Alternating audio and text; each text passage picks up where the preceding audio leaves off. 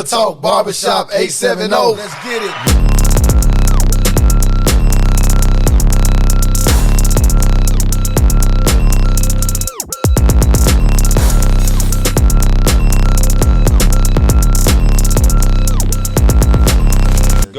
Yeah, it's your boy Ro. It's your boy Preach Boy Spann. It's your boy Bebe the Motivator. And I am JR, aka Mr. Rogers, and you tuned in to Real Talk Barbershop 870. Let's get it. You did. Yes, sir.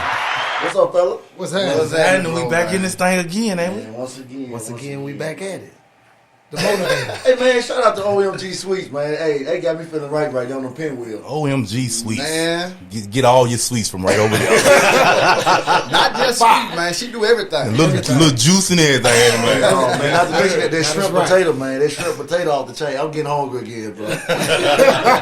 Shout out to Magic Mouse, too, man. Mouse, You know what I'm Magic saying? Mouse, that water. That good water. What do you say? You sip, you drip. You sip, you drip. You sip, you drip. Oh, it's all black Shout on, out, too. shout out. The Locally motivator. black on. Man, we got a good episode coming to our listeners today, man. Yes, sir. I hope y'all ready. Great episode. Again, y'all know we known for making history.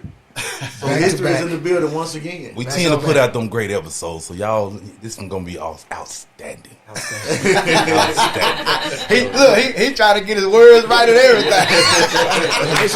Outstanding kind of came out wrong, didn't it? Outstanding. It came out as 2 words. Outstanding.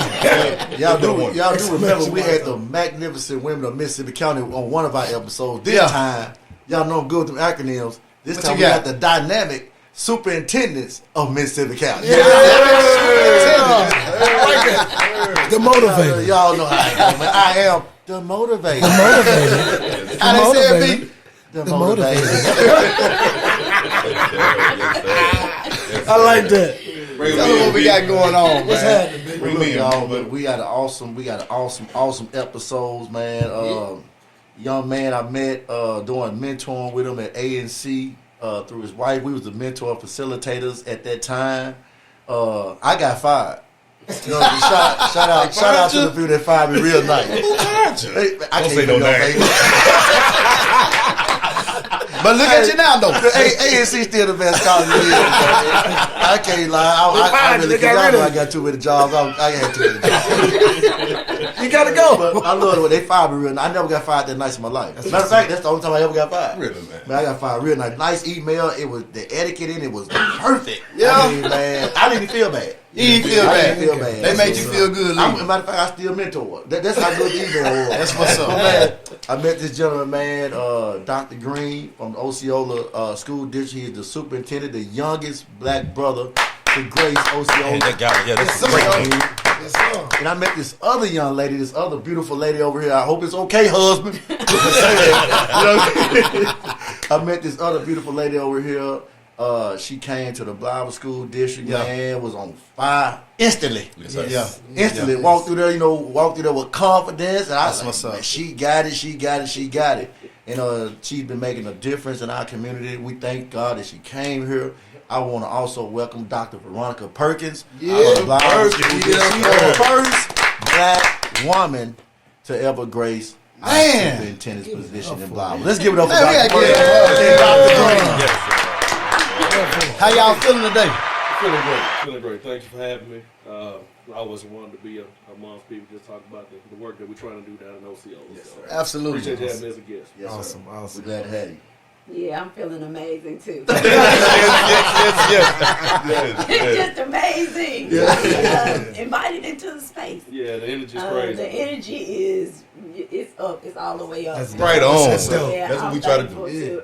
to be amongst friends and people in the community trying to make a difference. Yes, ma'am. Right. So I'm thankful to have been invited. So looking forward to a great podcast today. We glad y'all here. We glad y'all here. We honored. We actually honored. And I want to say this real quick. I was making jokes earlier, but I want to say that these people both they are Dr. Perkins and Man. Dr. Green. And I want to let you know it's not an honorary doctor. It's an earned doctor.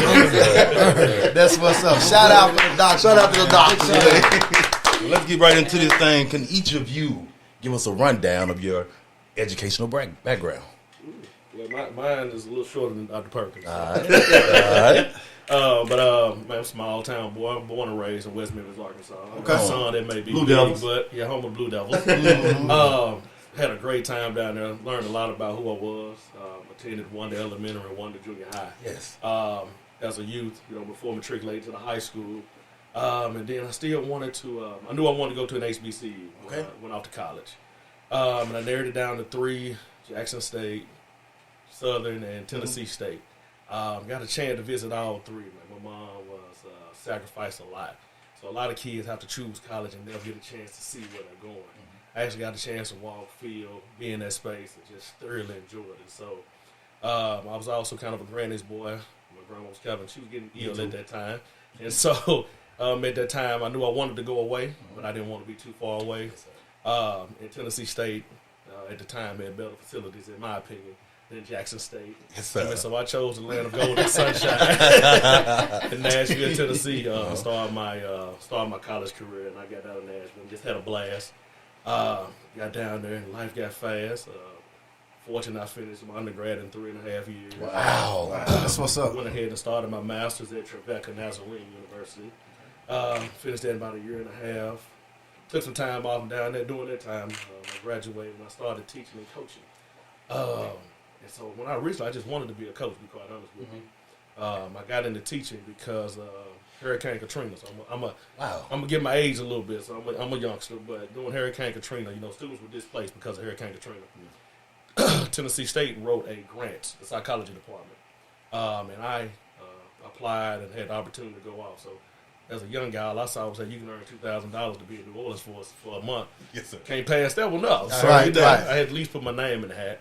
But it ended up being life-changing, career-changing. That's what's so up. I originally went off to college to be an aeronautical engineer. Wow. And, You might have to say that again, because that's a stretch. I started out that I wanted to be an aeronautical engineer. Wow. But after working that camp down in Loyola Marymount in New Orleans for students who were displaced because of the storm, formed those bonds with those kids, and I stayed in touch with them most of them until I graduated college. I came back and I changed my major. Despite my mother not wanting me to, like you'll never make the money that you should make, and so we all know educators don't get paid a lot, but I got a chance to see the impact that I could have on youth, and so took some of those experiences and some of my high school and middle school coaches, Coach Sloan and Coach Bonds, my principals Dan Henderson, Dr. Palmer Coles, who's still in West Memphis. Those black educators had a tremendous impact, and I just wanted to be one of them after a while. And so I started my teaching and coaching career in 2008 at Whites Creek High School. School had 1,400 kids when I first went in. It's bigger than the district that I serve now. Wow. So, it's always interesting. But, I work with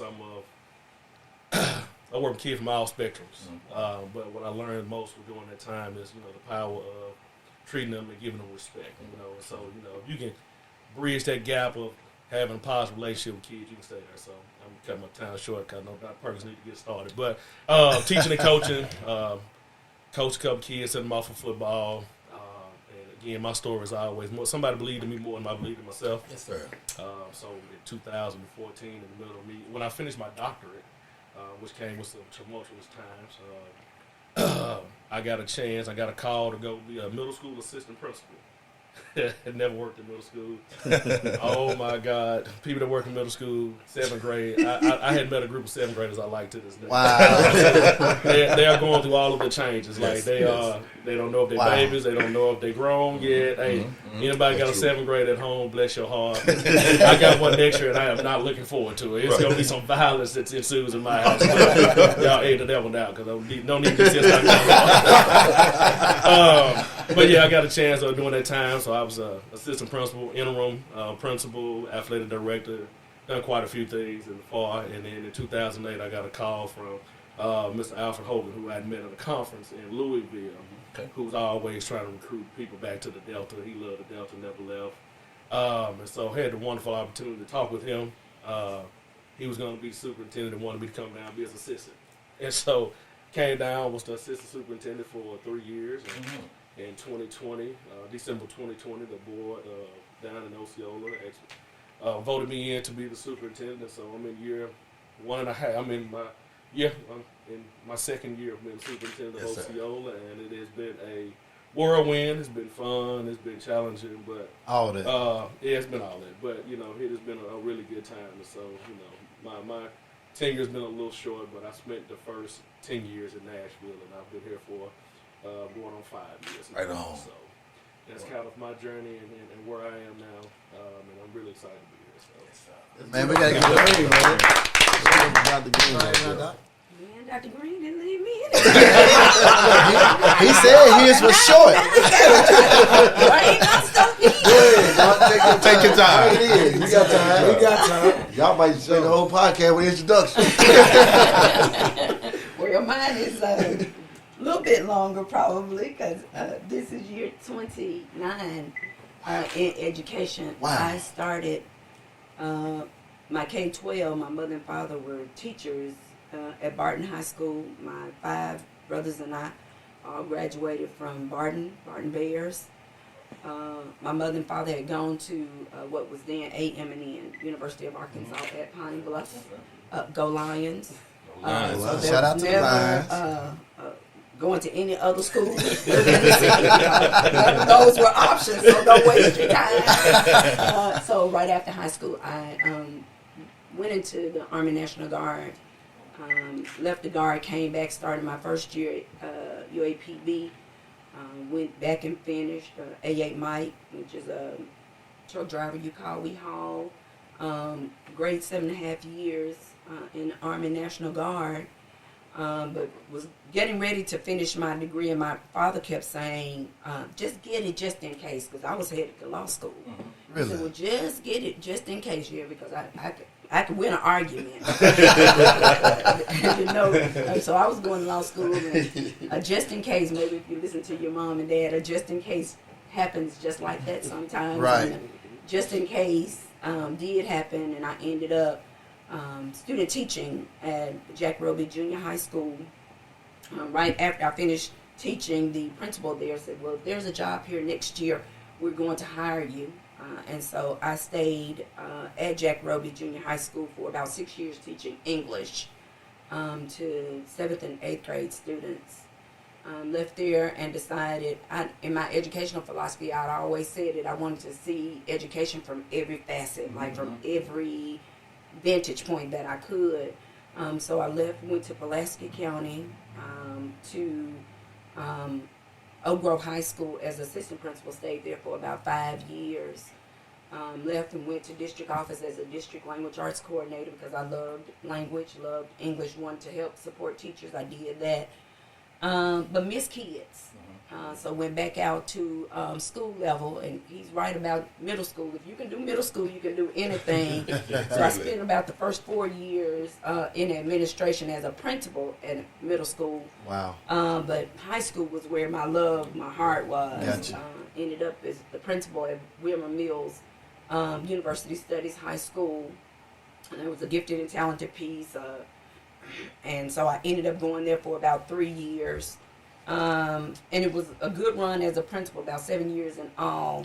But still wanted to do some other things. I had the opportunity to go to Little Rock School District to be the chief academic officer. Okay. So spent 5 years as a CAO, helping still teachers support learning and those kinds of pieces. But my dad said I'm never really satisfied, so I ended up going to Forest City. Spent 3 years at Forest City as a deputy superintendent. Okay. And really a wonderful run in Forest City. My career has always kind of just taken me into those spaces where there was poverty, there was a need for support, there was a need for black leaders to be in the space to support learning, especially for our kids. And so was having a really good time there, but Blytheville became available. Thought about it, prayed about it. Ended up coming and interviewing. They offered me the job April the 5th of last year. By April the 20th, I was in district. So I've been the superintendent of schools for Blytheville School District since April the 20th. That's what's up. Wow. So that's 29 years in the space. She gave us all 29. Right. Congratulations. But I did it quick. You see how we She did. I feel like you left something out. You did it so I quick. probably did.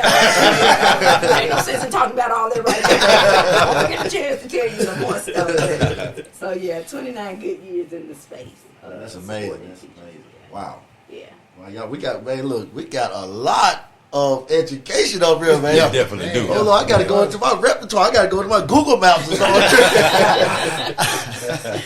That boy say Google Maps. Hey, Google Maps. I gotta Google it, bro. I gotta find directions to this. Yeah. But Doc, we again we're honored to have y'all. So let me ask you both. What inspired you? What's your inspiration? Who inspired you? What inspired you to become an educator or a superintendent? So mine goes back to, superintendent definitely was not on my radar. Right. So it kind of goes back to what I was saying. Somebody always believed in me more than I believed in myself. When I got into education, my goal was I wanted to be and my friends will tell you, they got some wild stories from college, but we won't get in that far. I wanted to be a head football coach. Okay. I wanted to, my goal was to win a few state championships. I believed in myself that much. I was, so I'm saying I'm arrogant, you know. Jesus said something else, but we don't err, and I'm going to be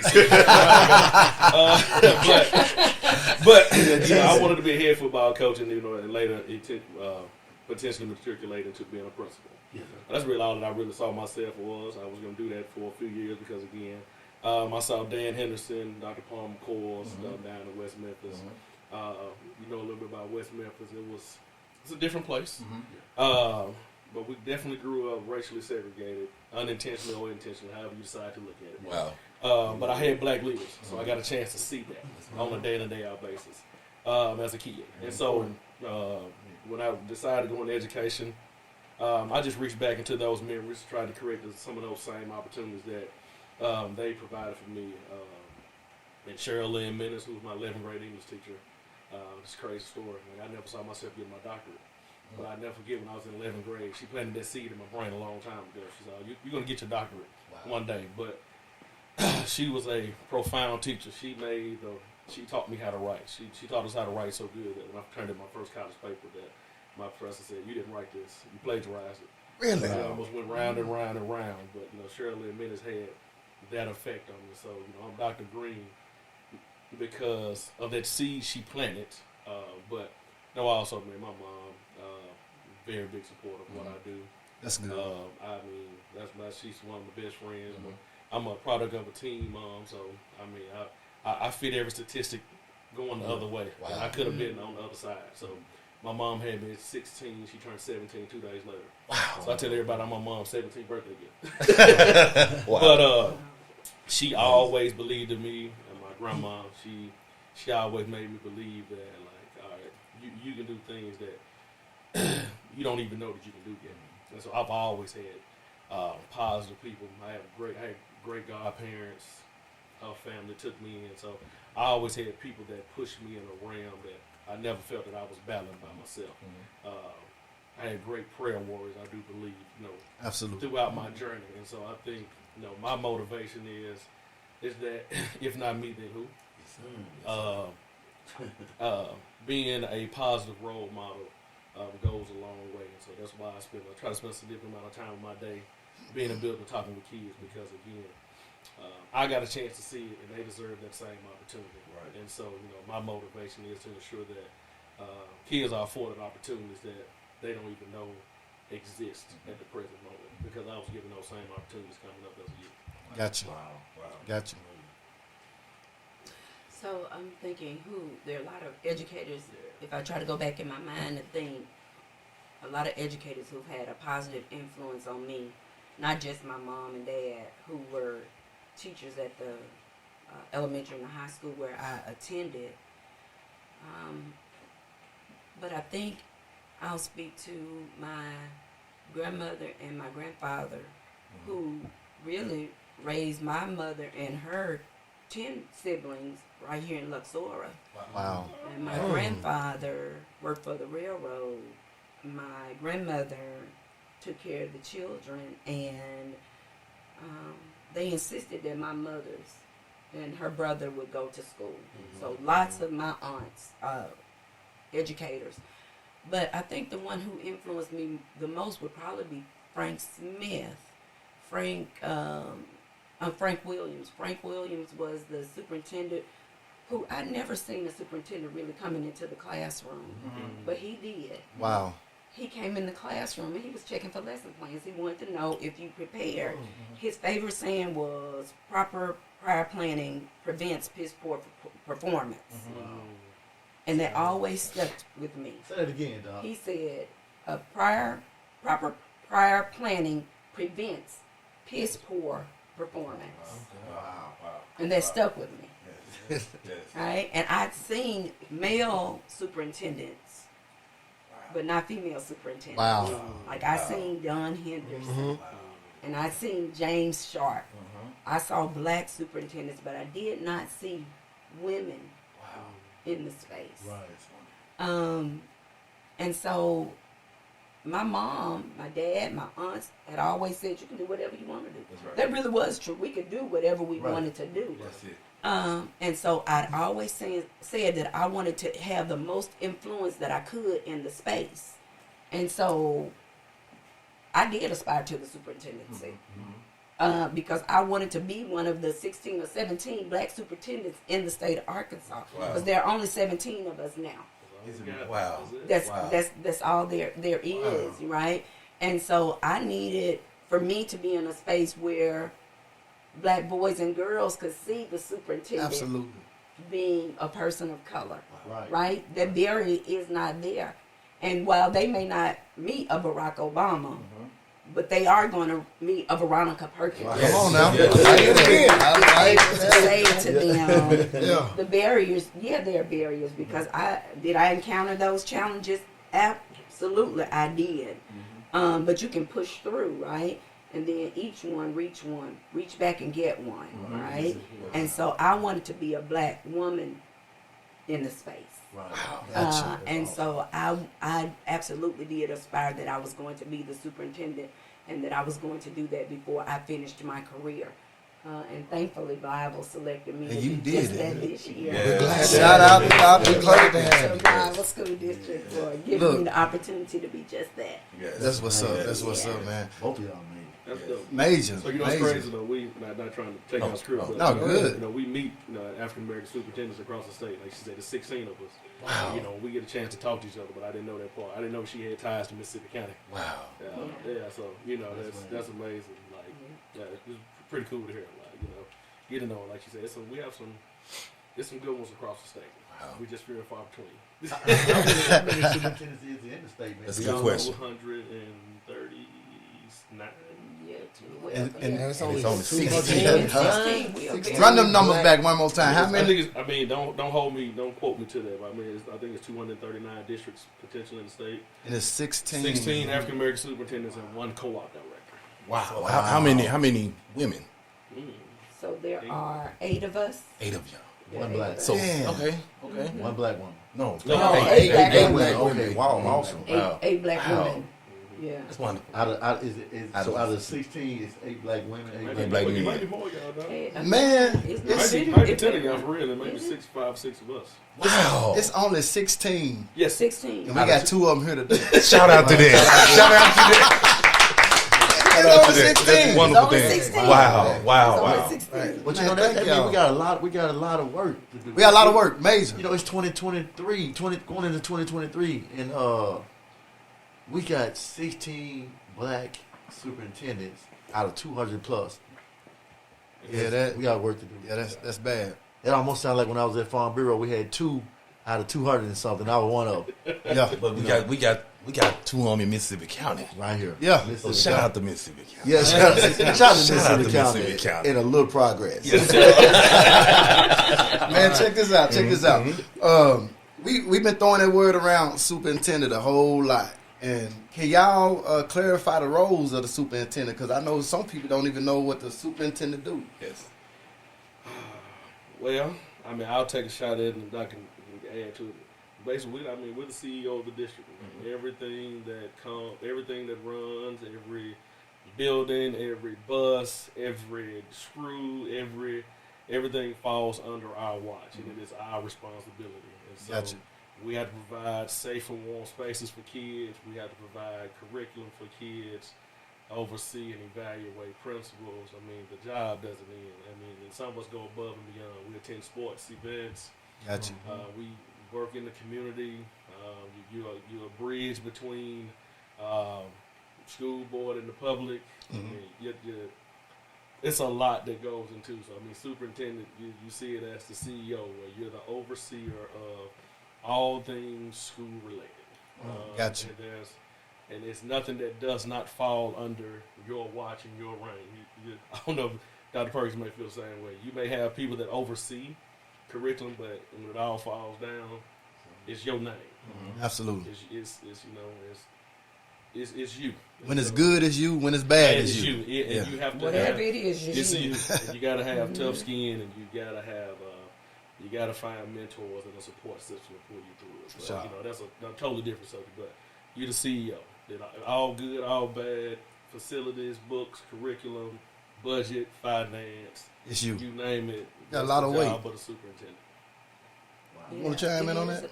Well, yeah, I'll just say that we're a bridge builder, right? We're trying to get kids from where they are to where they can be to build that potential. So that means that we oversee everything that's going to impact their lives, whether it's making sure that they have a meal or making sure teaching and learning happens in the classroom or making sure that you support teachers so that they can do the job with our students too. We're the cheerleader. We're out here cheerleading, saying, come on, we can do it. Come on, you got to push a little harder. Gotcha. Kids got to learn. We can't turn them out and not make sure that they're able to go out here and cope in the world. So everything that can happen in a school district, the superintendent is really ultimately, the buck stops at your door. Absolutely. Right. Wow. With that being said, is it hard? I mean, since y'all got such a big of a role, is it hard? Like when you get off work, you go home. Is it hard? Are you superintendent at home? Is it hard to separate the two? That's funny. I have 2 kids at home, so sometimes yes, but no, you can't be you.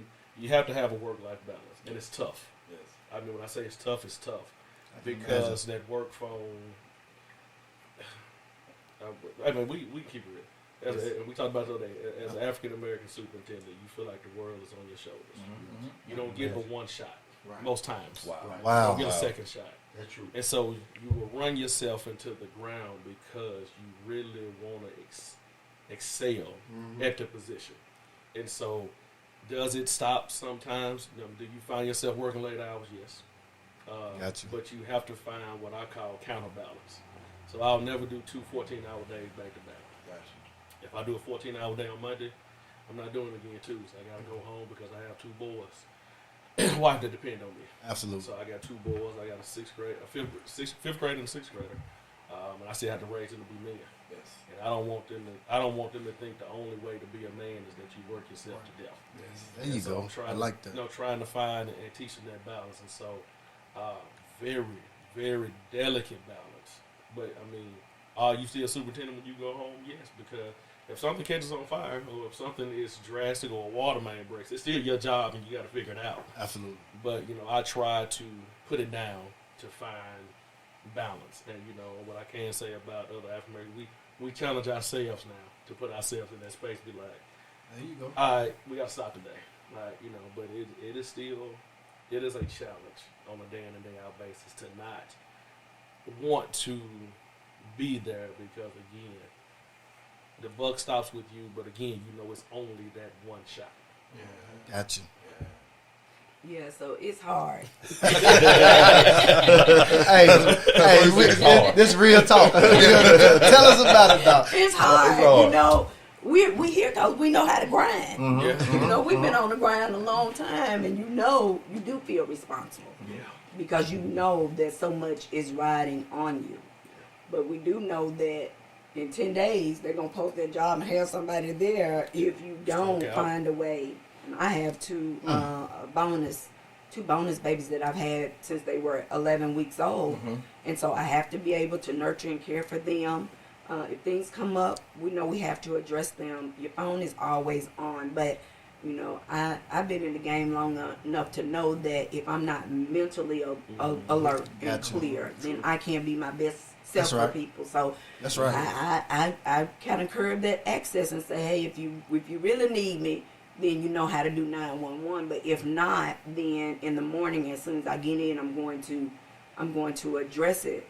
And I started about 5 or 6 years because I was one who would get up at night at 2:30 because I had a superintendent who was sending a 2:15 email, right? And he felt like I should respond. Right. I gave myself a gift and had a conversation to say, you know, there's no way I can do my best work for you. Right. If, you know, and so I started to curtail it. And I've gotten some balance, and I go home and I get rejuvenated. Yes. Right? Yes. Play There with you my, go. Yes. my Right. babies, There you and go. I get to love on them, and they get to love on me, and they patch me up, so then tomorrow I can go back in and get back in the ring with Yes. them. Yes. So, yeah.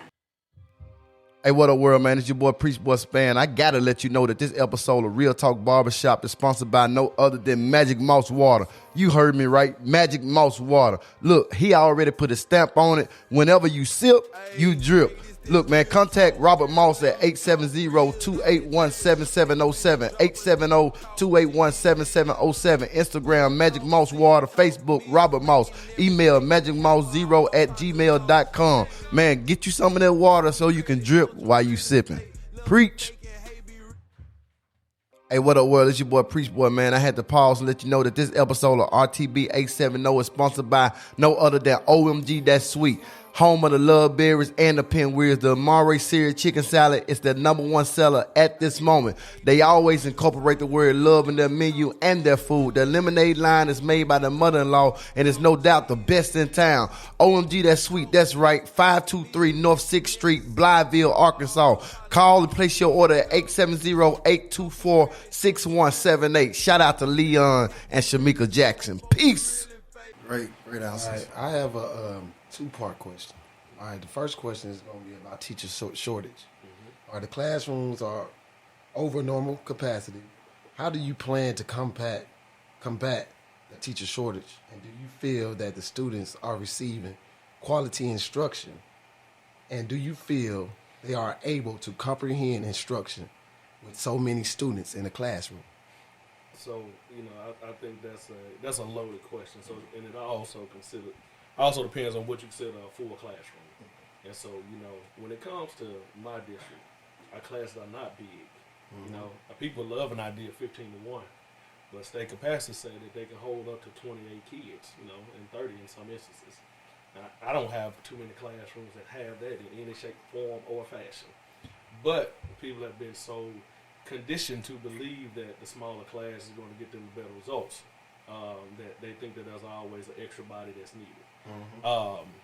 And so I say all that to say is that just because there's a teacher in there doesn't mean that there's great teaching and learning going on. And so I'm more of what can we find of quality over what can we have for quantity, meaning that there are some models out there, and there's some way to move funds around. And I think Osceola and Blytheville are both a part of what they call opportunity, public impact, where opportunity culture, where you can create, where you have some of your most highly effective teachers.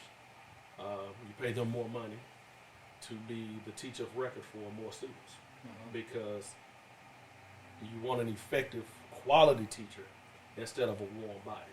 And what we've done is we put so many warm bodies in front of kids that we've handicapped them and we put them years and years behind. Wow.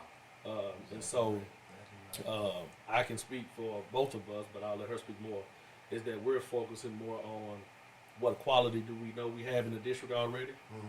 How can we find a way to compensate them more so they can impact more kids? And so that is the route that we are going. And so when people say classrooms are overcrowded, I want you to come and see, because if a classroom has 22 kids, y'all, my first job, I had 35 kids. It was just me. Really? High school, 35 to 1. I'm talking about high school kids, big as me. You know, I'm looking them eye to eye. I'm looking at some big as Sandy over here. You know, they 6'3". You know, that was my normal workload. And so, you know, we say it's 22 kids, and they say it's a lot. that's not the case. I mean, is it a nationwide shortage of good teachers? Yes, most definitely. But that didn't start yesterday either, y'all. I advise a lot of people to go do research, and I'm currently reading a book now talking about Jim Crow with the pink slip, how African American teachers were kind of moved out of education. So the teacher shortage started back in about the 1970s and 80s. Wow. It just finally kind of starting to catch up with us on the overall totality because people finding more ways and better ways to make more money.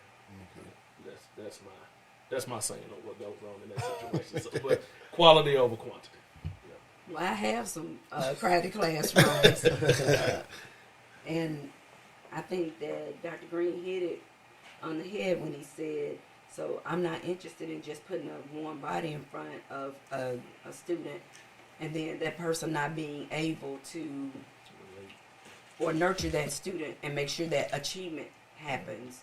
So in some instances, I have elected to have opportunity culture where I have a highly qualified teacher and then I have an aide or some sort who can help partner in that. Because what we were saying is we have waivers, so we can get a waiver. But if you get a waiver teacher comes with no prior preparation, right? And so although they have a degree, they may not necessarily know about pedagogy or instructional delivery or any of those pieces that a teacher needs to know about in order to move achievement ahead for a kid. And so I wasn't willing to continue to hire individuals who didn't have the competency to be able to do what I need to have done for kids. They have competency, but maybe not in the teaching arena that will give me a return on the investment in terms of student achievement. And so some classes have been larger, but we put the aid in there to help support that. But I'll be clear, it takes a prepared teacher who understands teaching and learning to be able. I've been to schools in China, I've been to schools in Africa where there are large populations of students in classrooms, but because the teacher is adequately prepared and knows teaching and learning well enough, she can engage those students, whether it's peer-to-peer kinds of pieces that they use in the classroom, whatever it is. We've made some hard choices, but I think the choices that we've made have been student-centered. To say, I'm going to make sure that I get the students the teachers who can really help students, rather than just putting a warm body in the classroom. And our achievement is showing. If you look at the state assessment, we see that what we've been doing has not been working. So we're trying to do some other things, some more innovation to try to get teachers into the classroom who can really do the work of teaching and impacting student achievement for students. So yes, there is a shortage, and you just got to find some ways to navigate around that, and not be willing to compromise on the core. And for me, the core is teaching and learning. And so I've got to have teachers who can impact teaching and learning. And if that's not the case, then, I'm just going to err on the side of kids. I'm going to do a few more in classrooms and get an aide in there or something like that, rather than just putting people in front of kids that I know can't help kids get to the next level. I love that. I love that, man. What about We're gonna pause just for a second. We're gonna go to a commercial, and we're gonna let our sponsors be recognized real quick. So shout out to the sponsors, man. Shout out to the sponsors. Okay, we're back. I'll be back at it. We back at it. So my second part of the question is, what about teacher retention, like retaining the teachers? And so, I mean, we're working to be creative. Fortunate enough that, and like Dr. Perkins said earlier, it's all about grinding. So, it's network. So, I mean, I've been able to grind. We're part of a 3-year cohort, 3-year grant, where we're able to provide retention bonuses and performance bonuses to teachers. That's twofold. Research hadn't shown a big return on that investment at all times, but we also understand that if we want to keep our quality teachers in the classroom, we have to find ways to get them engaged and keep them with us. So, right now as a district, we're providing sign-on bonuses as well as retention bonuses as well as performance bonuses for teachers to encourage them to stay in the classroom and not feel the need to move up to make more coins. Because at the end of the day, it's all about dollars and cents. And inflation, you talk about part of the job. Those are also things we have to pay attention to: inflation, Right. and Yeah. Right. government, and politics, and like all of those Exactly. things come into play. That's And right. so gas is still going up, sure. and we Food is going and we up, have a lot of commuters. Yep. I don't know if Blytheville has as many as we do, but gas is still going up, food is still going up. So how can we find more ways to incentivize them to stay in the classroom and be good at what they're really good at? And so, I mean, those are some of the out of the box things, like Dr. Perkins talked about, that we're working on as a district. So I'm thankful that Dr. Green shared that opportunity. When I got here, he connected me with the Achieve Grant, and it's Center for Strategic Leadership is the organization who helps to give the recruitment and retention bonuses. So we're doing that as well, and we were already doing some pieces out of some ESSA funding that we had. Also we got the Act 9 bond passed a few weeks ago, which will give us some money. So we'll use some of those pieces. The district will get about $7.7 million out of that Act 9 bond. Okay. Is Crooked Lake is doing the solar farm here, and a part of their pieces in our district. So we'll get some funding out of that. So we'll use those pieces. So we'll do some things to try to give some recruitment and retention bonuses. But we're trying to work on the environment too. Like on the climate and culture of the district. People want to be a part of something that's winning, right? So we're trying to say, let's do something different so we can win and people connect and you want to stay here. Right. I tell them all the time, I'm here because I want to be here, right? I can get ready to walk on out of here if I, in a few you wanted years. to. But that's not what I desire Right. to do. I desire to make sure that I've done what I can do in the environment and to really create a space where teachers feel valued, teachers feel affirmed, that they know that we can't do, and I tell teachers all the time, I can't do this work without you. I can't be in every classroom. The teacher is. So we try to do those things to make teachers know that they're important. All the time it's not about the money necessarily, but there's some other pieces that you need to add to it so that people feel good about being connected to the organization. And we're working to do some of those kinds of things too. Great. Awesome. That's good, man. What are y'all vision for your school district?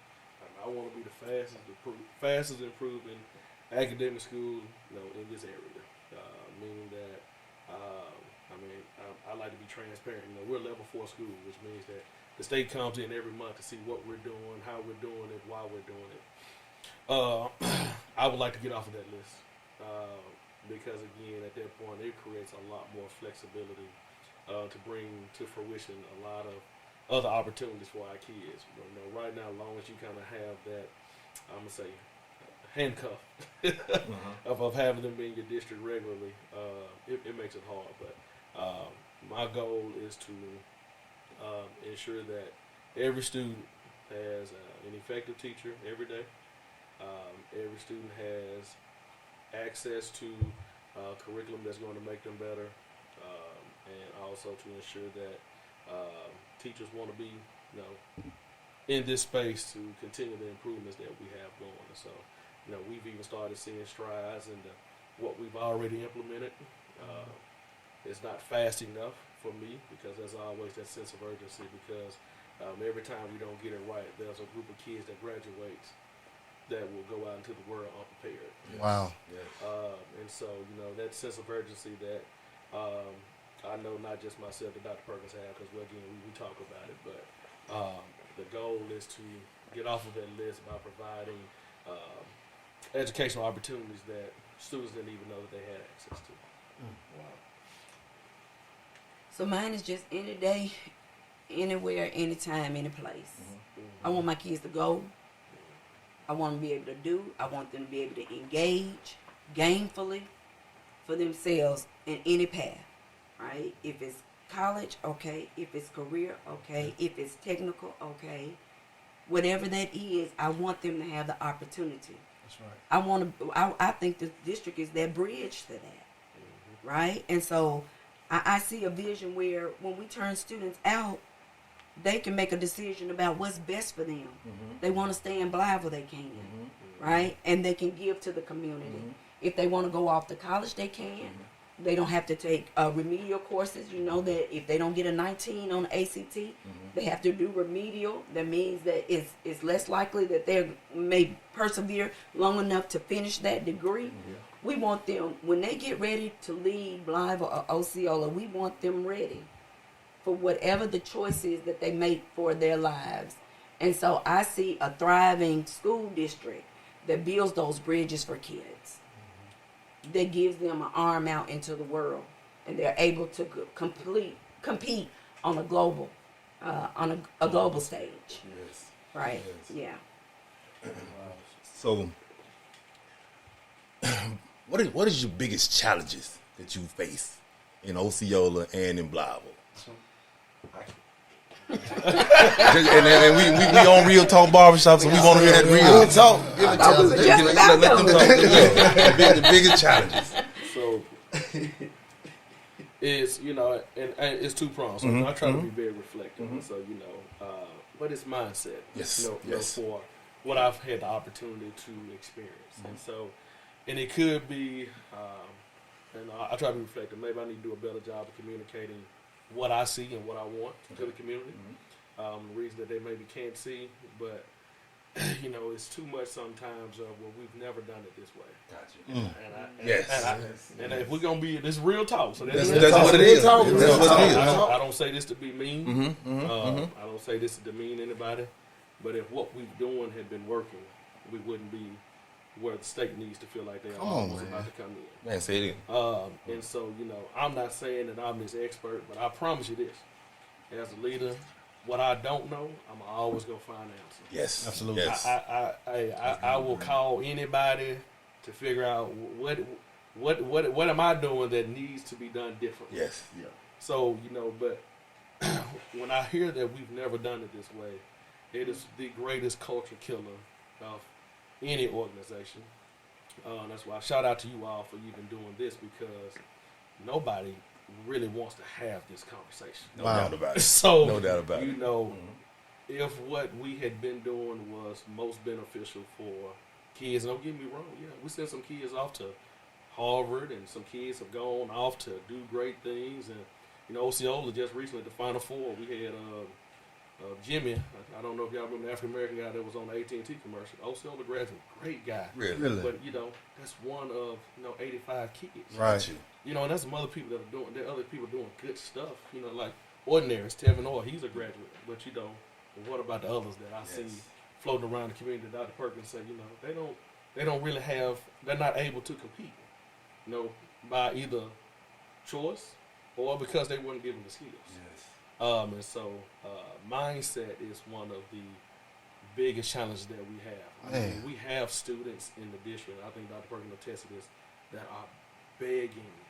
You can look in their eyes when you walk in the classroom. They want to be taught. Yes. They want it. Want to be engaged. They want the very best for themselves. But as adults, we haven't always provided that. Gotcha. And I think that is the biggest issue that we have. And so, you know, some parents don't understand, because I get it. I mean, traditions are great. I get it. But, you know, some of those traditions are not the conversation that we should be having. It should be more focused on what we're not achieving academically. You know, that's my 2 cents on Real Talk. And, you know, anybody that sees this, that's a challenge. You tell you shooting back. That's a big challenge. I'm shooting it straight, but, you know, I will say this though: there's more people that want change, but the problem is they're not the loud ones. Wow. Man, well spoken. Can you say that one more time? Well spoken. There's more people that I talk to that embrace the change, but they're not the loud ones. Yes. And unfortunately, the squeaky ones are getting they're getting all of the attention. But there's 7 or 8 that want it, but the 2 that don't want it are the biggest hell raisers that you're going to meet. And they're going to be on Facebook. They're getting the attention. They're going to be on Twitter. They're going to go live, and they're going to do everything to demean the intentional work that people are trying to do. And I'm not just going to speak for me. I'm just talking about just in general in Mississippi County. Yes. Absolutely. I agree. Wow. So yeah, there is this resistance to change. I'm gonna jump right on it. Jump on it. I'm gonna jump on that. I'm going on home with it. Yes. Yeah. So people are so entrenched in what we've always done. Well, that's good if what you've always done has gotten you the results that you desire. Yes. Right. But it's obvious to me, an outsider, Right. coming in to say that what we've been doing Ain't is working. not working. Yes. So Yes. are you willing to go outside of your comfort zone, which leads me to the adult-centered kind of pieces where everybody worried about what they want. What's good for kids? Wow. What's good for kids? Yes. I'm not talking, and I want adults to be comfortable in this Right. space. That's okay. But if it's not good for kids, then stop fighting me. Yes. And stop fighting me to keep stuff that you know Come has on, not man. worked. That makes sense. Right? Makes And sense. then all these pockets of people here. If we can ever get together, The groups. if we can ever find a way to go across our differences and to bind together around one important factor, what is it that we need to do in order to make this community thrive? Yes. Right? Yes. Wow. Not just in the school, but in the, the community. community, You yes. know we got some Yes. problems in the community Yes. too. Yes. Come that on now. nobody will speak on. Come on. Yes. And We it's can have some impacting the school. You better believe it. And we can't educate kids because we can't get some people in the community Come on, to man. help us Makes sense. do some of this nonsense, Yes. impact some of this nonsense that you know going on out here. Yes. Right, parents, you Yes. know. On the come on, Yes. it's gonna take all of us, Right, everybody. right? And you cannot just look to the school to do it. That's too big a burden. Yes. It's unfair. Yes. That's right. Yes. That's It's gonna take all of us partnering together.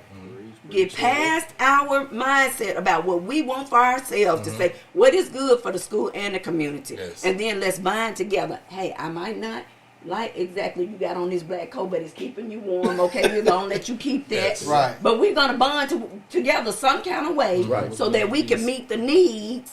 Because if we meet the needs of the school, we're gonna help impact some things in the community. That's and right. if you meet some things in the community, you're gonna help impact the needs of the school. That's right. It's a reciprocal relationship. But somehow we got to get past some of these barriers that are keeping us apart in order to That has really gotten us focus. nowhere. It's gotten us nowhere. Well, it's obvious it's gotten us nowhere. But a negative perception that Absolutely. people think of, Sure. and they don't know. It's a wonderful place. Yes.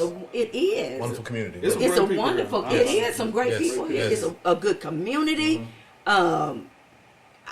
I just don't. I don't get it. At some point, though, we've got to put aside the what we, the negative feelings and stuff that we have, and get out of this group. This my group. This my group. This my group.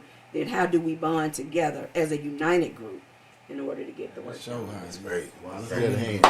We're going to get out of hand, and at the same time, we're going to go to commercial one more time because we got to pay a few bills. Shout out to the We gotta send out sponsors, our man.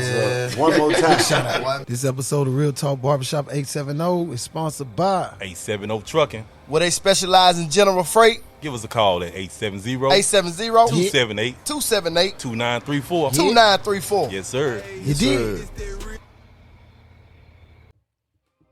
Hey, what up, world? It's your boy Preacher Boy, man. I had to pause a second and let you know that this episode of Real Talk Barbershop 870 is sponsored by no other than Impeccable Cuts. Listen, you heard me right. Impeccable Cuts.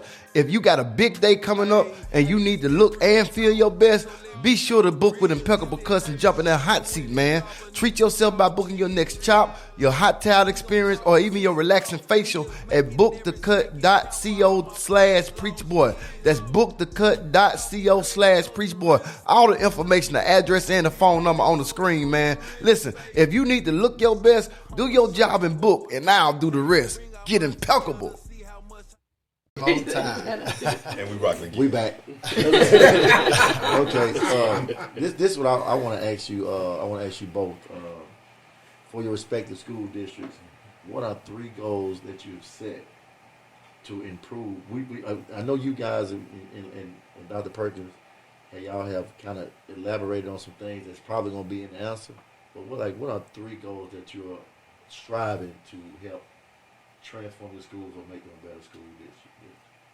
Goal 1, move 40% of students out of in need of support to close in reading and math. 2, get more collegiate opportunities for our high school students by using the Allied Tech Center. And third, I would like to improve a few facilities that we have in a district that are aged. We have what I think good facilities, but there's definitely one or two major projects, where it creates a more welcoming environment for our students, that they want to come to school, because a lot of it is they have to want to come into that space, and we have to create those opportunities for them to want to be in that space. And that's one other goal, and I know you said 3, but I'm giving 4. But this is important. I would like to retain at least 80% of teachers, because as long as you're starting over every single year, I don't care what we put in place, it's going to not be able to be sustainable if we're constantly turning over that wheel every single year of educators coming in, because we're starting fresh every single year. Man. So the first goal is around reading, third grade reading. We want 85% of our students on grade level at third grade by third grade. Yes. We don't want them behind. We want them reading on grade level, on time by third grade.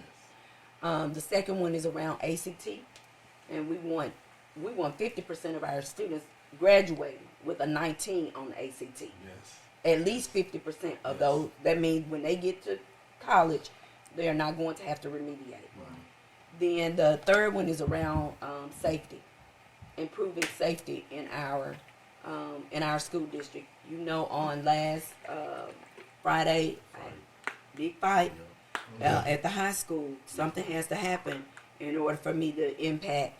Dr. Green said if kids don't feel safe coming to school, and then if teachers don't feel safe being at school, Yes.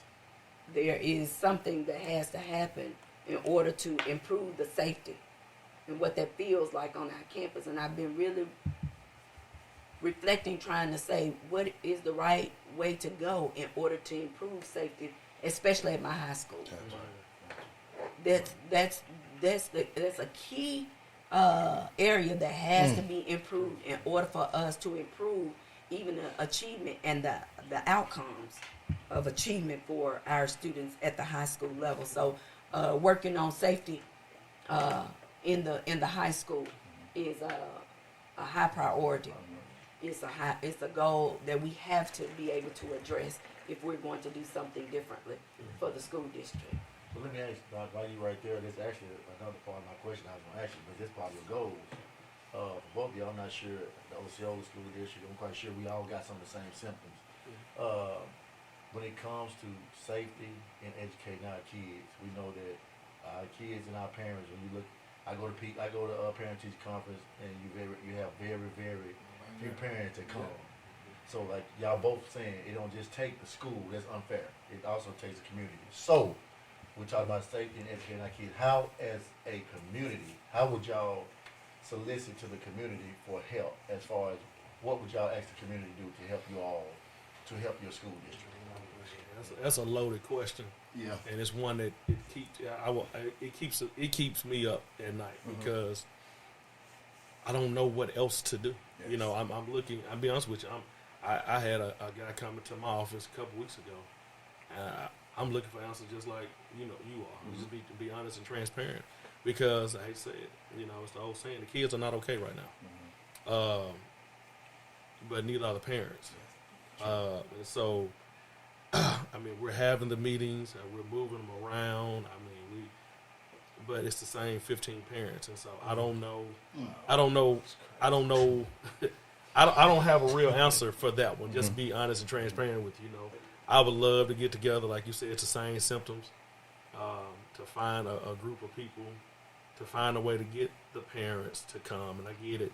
I know we're an industry-dominated community, so we got parents that work 12s, but we try to stay open to 7. And I get that you're tired, but as Dr. Perkins said, they're asking us to carry a heavy burden at the school with very limited support from the other adults. But we take all the blame and all of the brunt. And so, I will say this, who's ever listening to this, if you're in Osceola, and let's sit down, let's have a talk, let's figure out how to get more parents in. What am I doing? What am I not doing? Like, let's put together a think tank. I don't have all the answers. You know, I'm a firm believer in Mother Teresa. I can do things that you cannot. You can do things that I cannot. But together, we can do great things. Yes. I can't do it all. My principals, my teachers, they can't do it all. So, community leaders that are listening, come help. Yeah, great. I'm not that superintendent. I'm begging for you to come and help me. Come sit down. Let's schedule a talk and come help me.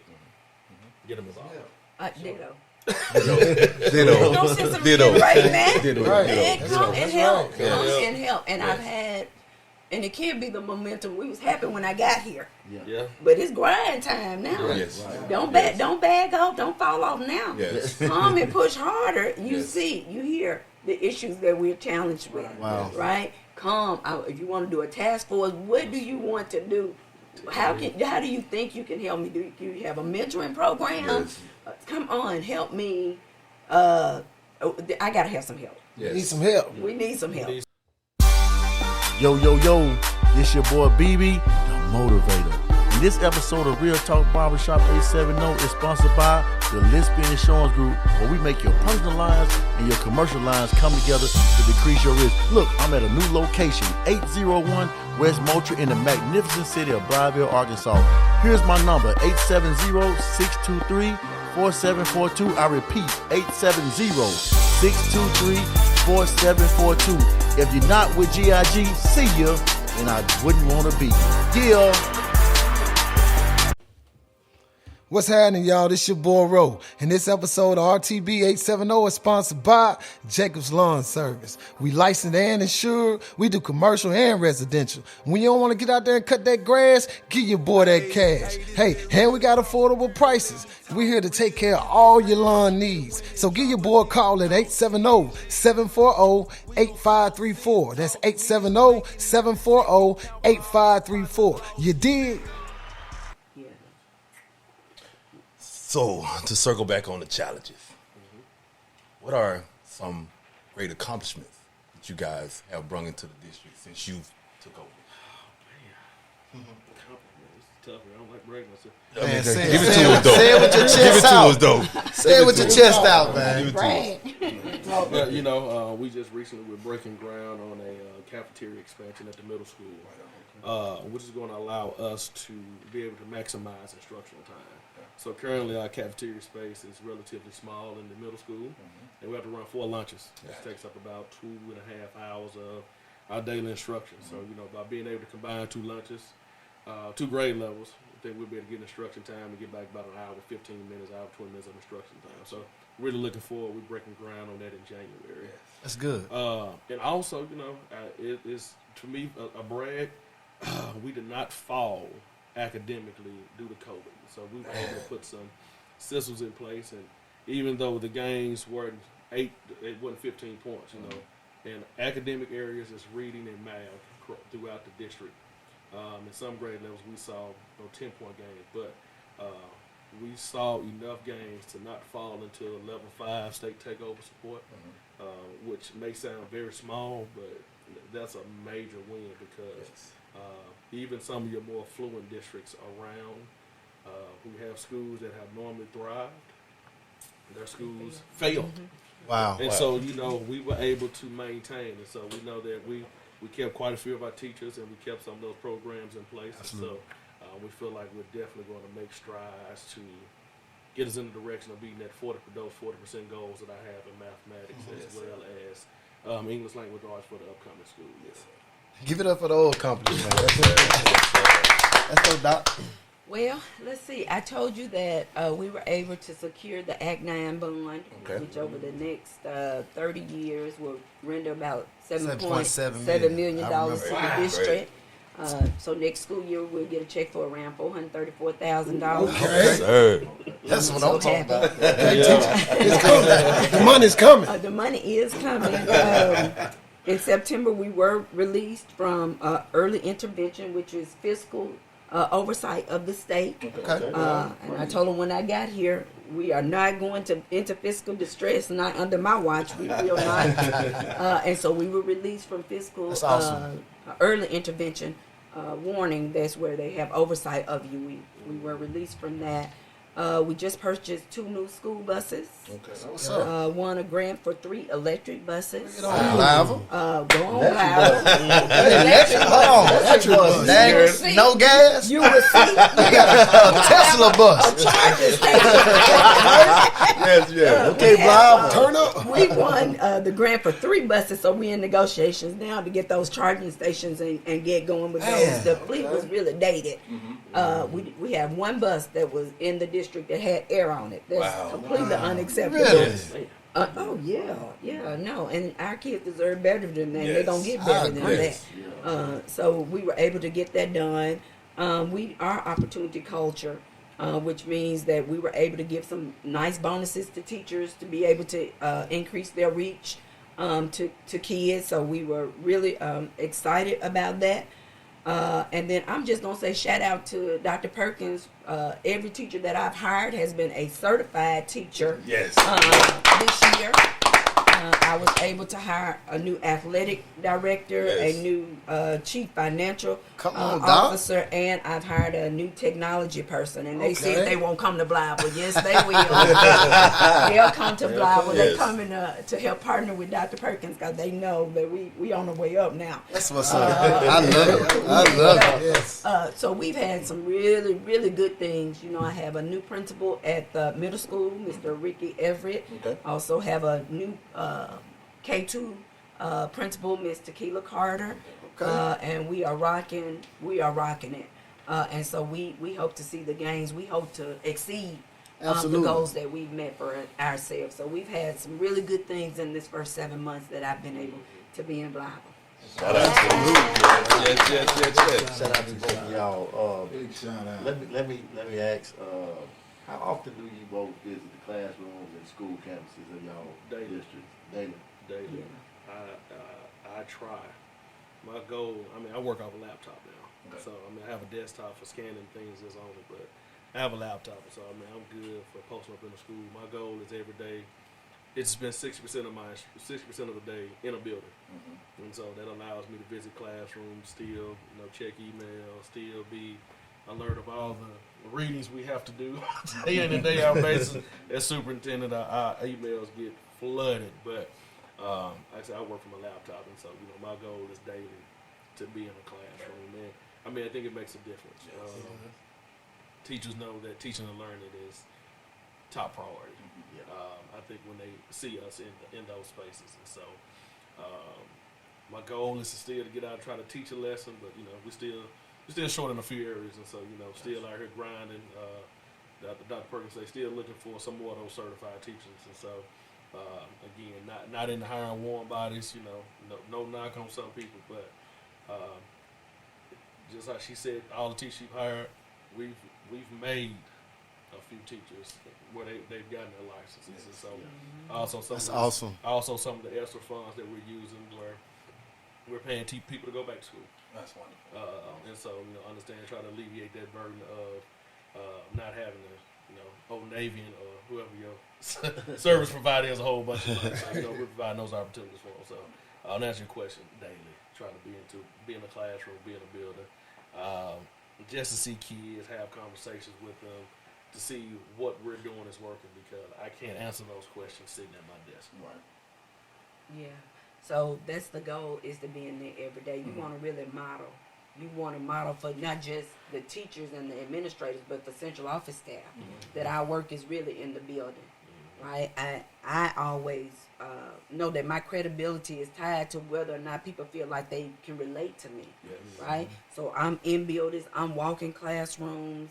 I want teachers and administrators to know that they're not in the work alone, that I'm their co-laborer, I'm the partner in that work. There's some days that you don't obviously get to go because you're in a professional learning community or something, but my goal is to every day to touch 2, 3, 4 classrooms, just because I want to stay connected, and I want to make sure that they see my face and they know that I care and that I'm invested, heavily in the work. And then I get up and go because it's what does it for me. Like when I get sidetracked and I'm sick and up over my head with the nonsense, I go back to kindergarten classes. And they made me remember, oh, that's why you do this with this nonsense. This is it right here. Okay. And I got one of the first pictures I took was with the kindergarten class of this year. The kindergarten class. That's who we're working for. Yes. That's who we're working to get through graduation and not lose them. Yes. Right? And it keeps you it keeps you focused on the right work. And if you're not here because of those faces, then you in it for the wrong reason. Wow. Right? And so when I need a burst of energy and somebody to refocus me, I go and they hug and I take my selfies. You come to my office, you go see kids plastered up on my wall because even when I'm at the computer, I want to turn and look and see kids' faces because then that reminds me of the importance of the work. Dr. Perkins says, as a kid, say when you're sick of it, going out there seeing the kids, it definitely put things back into perspective of why am I doing this on a day-to-day basis. Because there's times when you question yourself. Right. It get that hard. Yeah, it gets that hard sometimes. Just let them have it. Like, let them have it. They don't want it. It get hard. You want to come out of character, but you also understand that damages your overall credibility. Wow. So, but even in your own staff, you're saying, wait. You know I'm student focused. I'm student centered. Yes. You know I'm doing it for the right reason. Yes. It's not selfish. There's no ulterior motive in it. It's for kids. Now I'm fighting you to do what we need to do for kids. But that's okay because I'm the leader. I get it. I got the title, so it's my job to help you get it. And if you can't see it, I'm gonna see it for you till you can see it for yourself. Mm-hmm. If it's the head, the worst crime. Yeah, absolutely. Hey Doc, hold on. I gotta ask Doc this. Did I see you driving a bus? She do that too, y'all. God, well, you know, I told you I was prior military. So that was my job anyway. I was a truck driver. Wow. So about a year ago, I went and got a Class A CDL because I was thinking when I leave this, I'm going to give me some dump trucks. I'm going to grind on that highway out there with that asphalt. She going to grind. It's a grind. My dad was a bus driver, and I said, "Oh, I can't leave the space without being a bus driver." Yeah. So about a month ago, you drove the bus. I'm certified. She's certified. That's what I'm talking about. Green, you ain't driving buses. I ain't drove no buses. I've been in different situations. I've been able to recruit some bus drivers, but they definitely on my radar things. You know, as you asked earlier, sometimes if the kids ain't picked up, we can't do no teaching and learning. So we got to find a way to get them to school. So Dr. Perkins just created another avenue for them to get there. So shout out to her for her. Dr. Perkins. Shout out to Dr. Perkins. Well, look, before we let y'all make closing remarks, I just want y'all to tell us in just a few sentences, in 3 to 5 years, how does Osceola School District look, and how does Blytheville School District look? Or did I go too far out? No.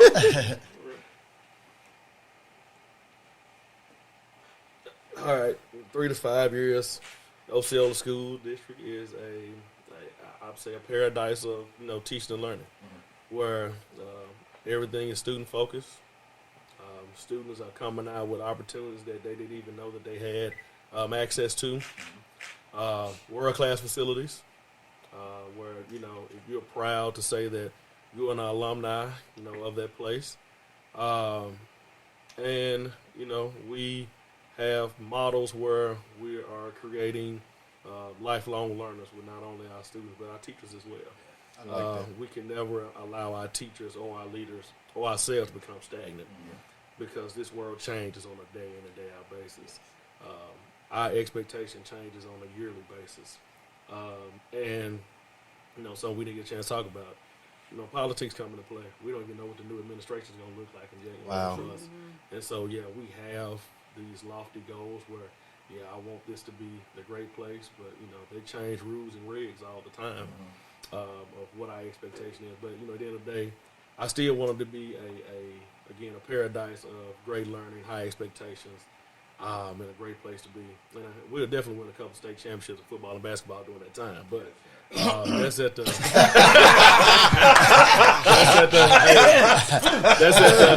Got choked up a little bit. That's at the bottom of it all. Yes, sir. That's at the bottom. But I want even those opportunities to be something worthwhile. Yes. Because I'm a firm believer. If we win a state championship and we're not putting kids in college, what good did it do us to win it Makes anyway? sense. So, just a great place for learning, world class facilities, and great teaching and learning. Where everybody's proud to have their kid be a part of that district. Yes, sir. So I'm gonna say healthy and thriving. Health and thriving. If we can get healthy, and if we can help people thrive, Come on. kids, teachers, administrators, families, community. Yes. If we can get healthy, and if we can create a place where people can thrive, where people can become the best versions of themselves. Absolutely. Right? I want the district, and so I'm not just saying to the district, I'm saying to this community. Absolutely. That it has to be, all of us have to engage in that in order for our kids to reach where they can reach.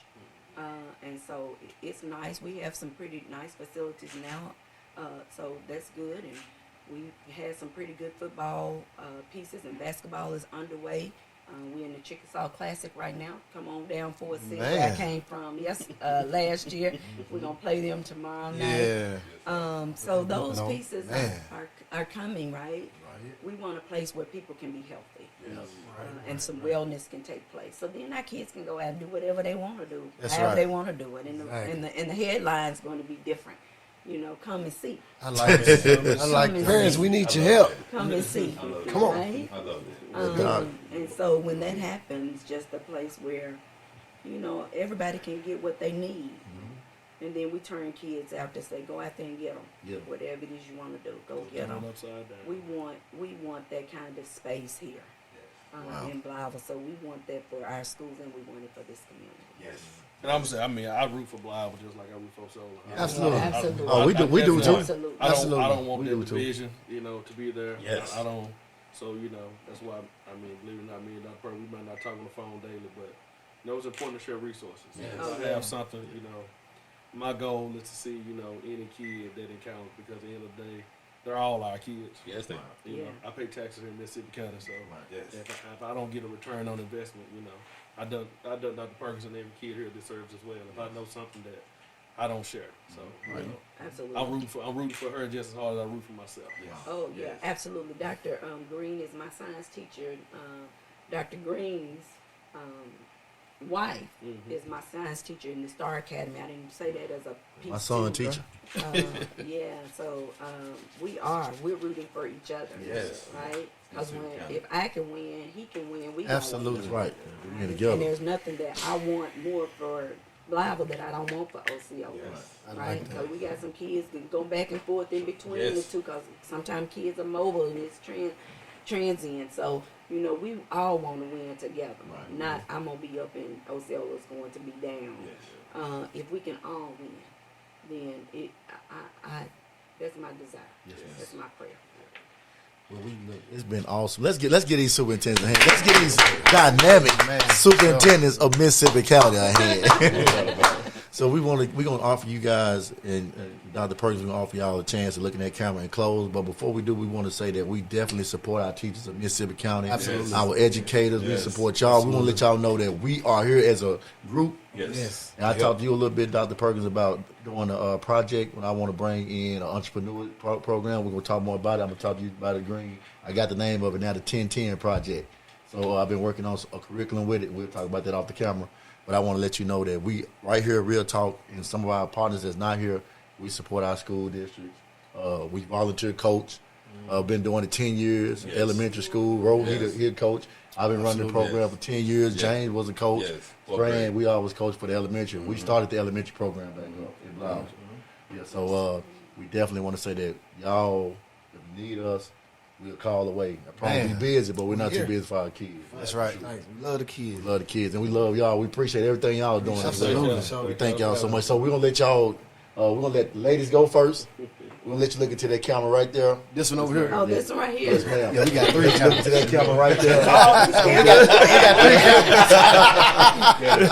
Just give us closing remarks, and we thank you both. Oh, so he would put me on the spot and make me go first.